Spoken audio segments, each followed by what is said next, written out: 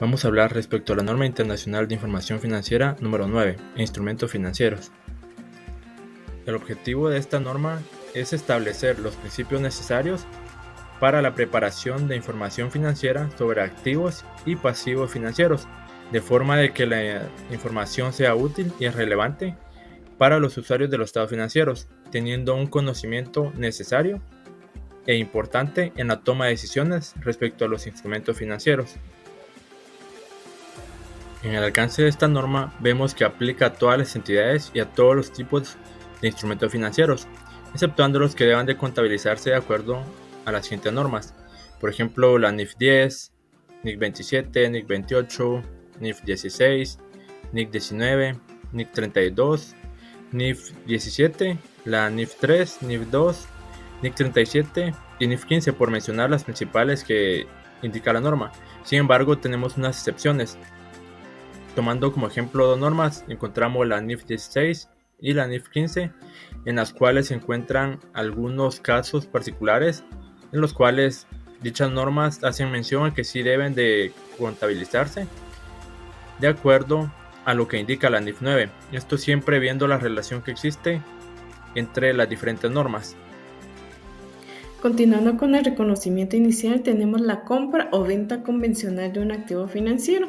Se dice que la compra o venta convencional del activo financiero puede utilizar ya sea la fecha de contratación del activo, donde nosotros vamos a reconocer la obligación o los derechos que tenemos del mismo, o también la fecha de liquidación del activo financiero.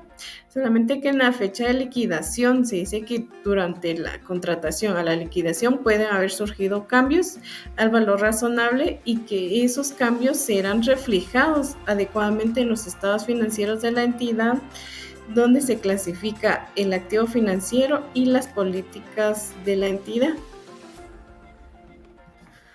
Continuando con la NIF 9, tenemos el reconocimiento y bajas en cuentas. El reconocimiento inicial dice que una entidad reconocerá sus activos y pasivos financieros en sus estados de situación financiera siempre y cuando se cumplan las cláusulas contractuales de dicho contrato.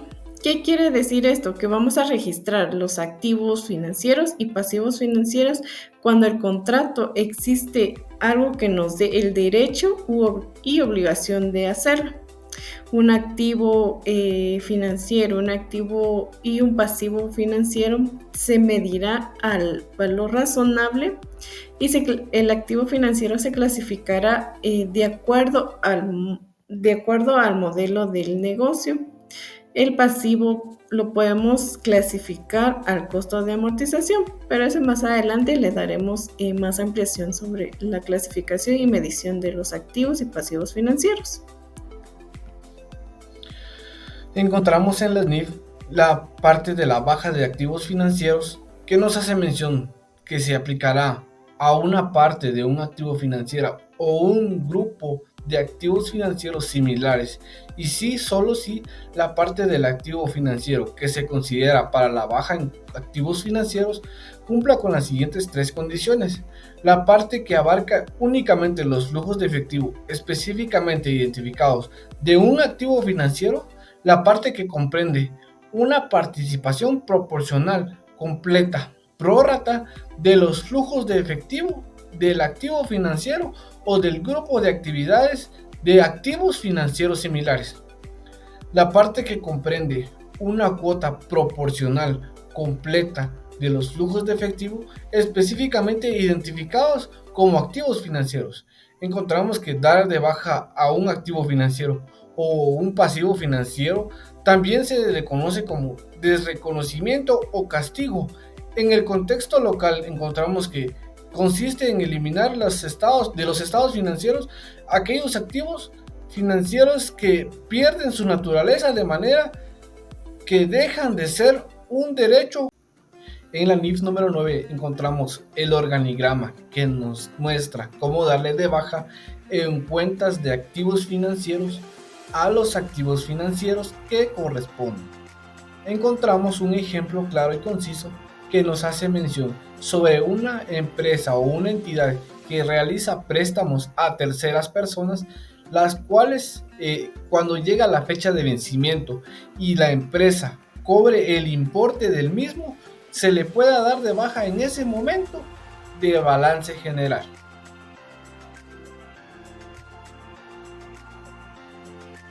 También nos muestra la NIF número 9 las transferencias que cumplen con los requisitos para la baja en cuentas.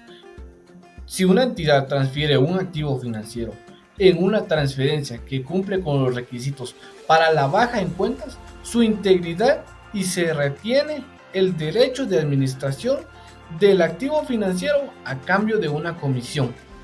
Esto nos quiere decir que se reconocerá un activo o un pasivo por tal contrato de servicios de administración del activo financiero si es que no se espera que la comisión a recibir o compense adecuadamente a la entidad por la prestación de este servicio.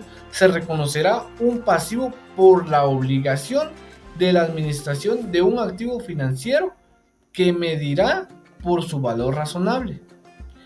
También tenemos las transferencias que no cumplen con los requisitos para darle de baja en cuentas, que si una transferencia no produce una baja en cuentas, por lo que la entidad ha retenido sustancialmente todos los riesgos y recompensas inherentes a la propiedad del activo transferido, la entidad continuará el reconocimiento de dicho activo al transferir en su integridad y reconocerá un activo financiero por la contraprestación del activo recibido.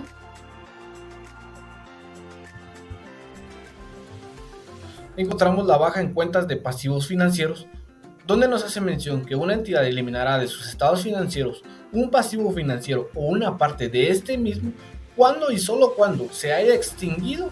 Esto es decir, que cuando la obligación específicamente en el correspondiente contrato haya sido pagada o cancelada o haya expirado, debe de ser una entidad que elimine esto de sus estados de situación financiera.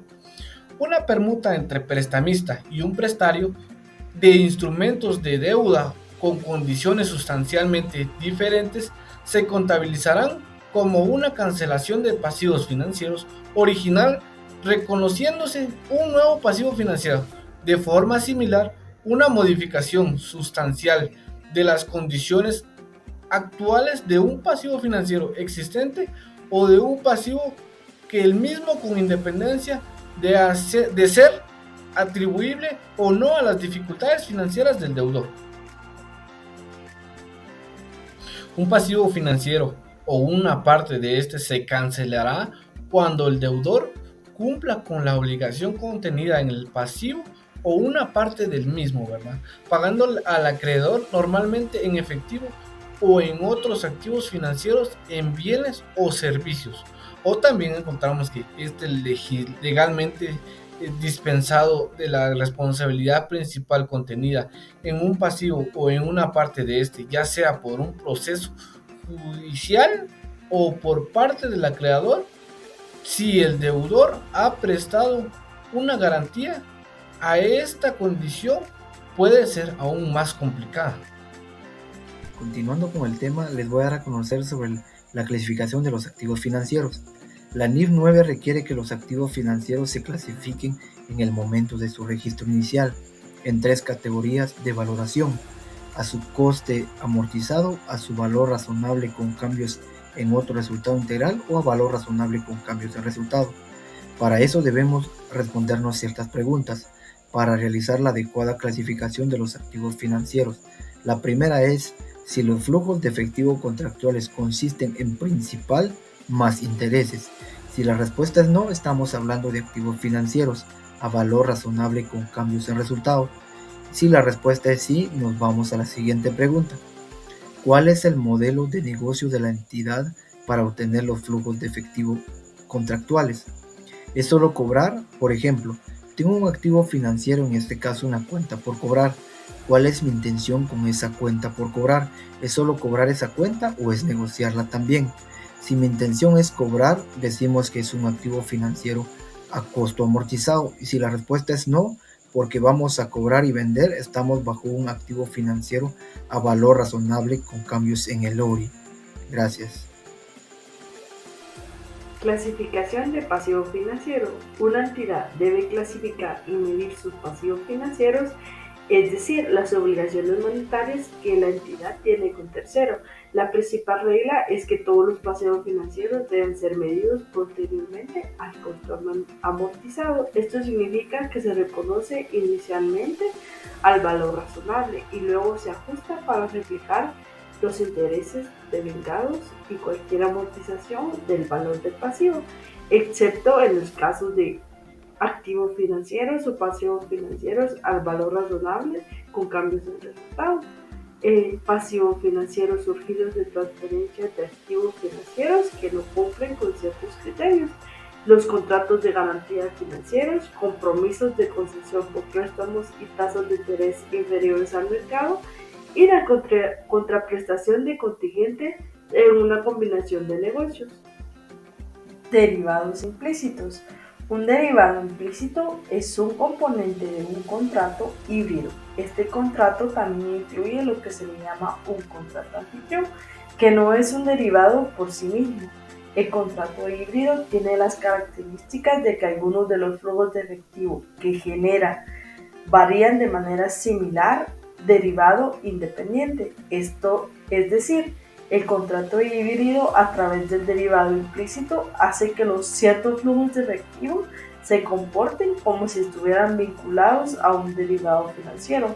El derivado implícito causa que algunos o todos los flujos de efectivo que normalmente se esperarían según el contrato original se modifiquen según ciertos parámetros específicos. Con respecto a la reclasificación, solo cuando una entidad haya cambiado su modelo de negocios en gestión de los activos financieros, reclasificará los activos financieros de acuerdo a los párrafos establecidos en esta norma que tratan sobre la clasificación de activos financieros. Una entidad no reclasificará pasivo financiero alguno. Los siguientes cambios en las circunstancias no son reclasificaciones. Por ejemplo, una partida que anteriormente haya sido designada como un instrumento de cobertura eficaz en uno de cobertura de flujos de efectivo en una cobertura de inversión neta que hayan dejado de cumplir con los requisitos para ser considerados como tal. Una partida que haya pasado a ser un instrumento de cobertura designado eficaz en una cobertura de flujos de efectivo o en una cobertura de inversión neta.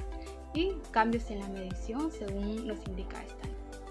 En el apartado legal hacemos mención de la Ley de Bancos que regula las actividades de los bancos y grupos financieros, ya que la aplicación de la NIF 9 tendrá un impacto más generalizado y significativo en bancos, aseguradoras y otras entidades financieras, pero es un reto especialmente importante para las entidades no financieras.